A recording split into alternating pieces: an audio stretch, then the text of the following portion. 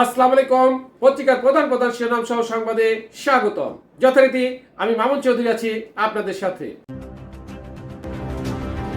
সর্বপ্রথম Ittefaq main heading করছে এমপিভুক্ত শিক্ষকদের সচিবালয় অভিমুখে লং মার্চ আজ। এরপরে প্রথম আলোর মেইন হেডিং আমরা কারাগার নয় ছিলাম কসাইখানায়। নেক্সট যুগান্তরের মেইন হেডিং 3700 ফিলিস্তিনকে মুক্তি দিল ইসরায়েল। এরপর ভোরের কাগজের মেইন হেডিং রোমে ব্রাজিলের প্রেসিডেন্টের সঙ্গে প্রধান উপদেষ্টার বৈঠক। নেক্সট জনকণ্ঠের মেইন হেডিং সেরা নির্বাচন অনুষ্ঠানে 10 চ্যালেঞ্জ। এরপর ইনক্লাবের মেইন হেডিং নির্বাচন বানচালে নতুন মিশন। নেক্সট আমাদের সময় মেইন হেডিং কাতার, মিশর ও তুরস্কের নেতাদের সাথে গাজা যুদ্ধবিরতি চুক্তিতে স্বাক্ষর ট্রাম্পের। এরপর কালেকণ্ঠের মেইন হেডিং বিদেশ থেকে ফিরছে না 20,000 কোটি টাকা।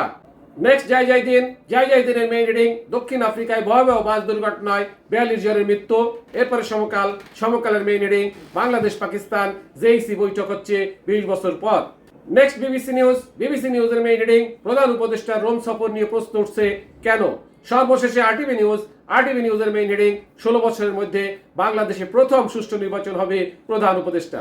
এতক্ষণ শুনলেন পত্রিকাগুলোর প্রধান শিরোনাম, এবারে বিস্তারিত। এমপিওভুক্ত শিক্ষকদের সচিবালয় অভিমুখে লং মার্চ আজ। 20% হারে বাড়ি ভাড়া ভাতা সহ 3 দফা দাবিতে নতুন কর্মসূচির ঘোষণা দিয়েছেন বেসরকারি শিক্ষা প্রতিষ্ঠানের এমপিওভুক্ত শিক্ষক কর্মচারীরা। ঘোষিত কর্মসূচি অনুযায়ী আজ মঙ্গলবার দুপুর 12টায় কেন্দ্রীয় শহীদ মিনার থেকে সচিবালয় অভিমুখে লং মার্চ করবেন তারা। একই সঙ্গে প্রজ্ঞাপন না হওয়া পর্যন্ত কর্মবিরতি ও শিক্ষকদের ঢাকায় অবস্থান কর্মসূচি সহ সব আন্দোলন চলবে। গতকাল সোমবার বিকেলে কেন্দ্রীয় শহীদ মিনার থেকে এমপিওভুক্ত শিক্ষকদের পক্ষ থেকে এ ঘোষণা দেন এমপিওভুক্ত শিক্ষা জাতীয়করণ প্রত্যাশী জোটের সদস্য সচিব অধ্যক্ষ দেলোয়ার হোসেন আজিজি। তিনি বলেন, আজ রাতের মধ্যে যদি প্রজ্ঞাপন বা কোনো ঘোষণা না দেওয়া হয় তাহলে সচিবালয় অভিমুখে লং মার্চ ও চলমান কর্মবিরতি এবং অবস্থান কর্মসূচি চলবে। তিনি বলেন, রবিবার শিক্ষকদের উপর যে হামলা করা হয়েছে তা অত্যন্ত ন্যাক্কারজনক ঘটনা। আমাদের 5 জন সহযোদ্ধাকে পিটিয়ে আহত করা হয়েছে। এই সরকার থেকে এটা আশা করিনি। শিক্ষকদের উদ্দেশ্যে তিনি বলেন, যেহেতু আমরা কর্মবিরতি ঘোষণা করছি সেহেতু আপনারা সবাই শহীদ মিনারে চলে আসুন।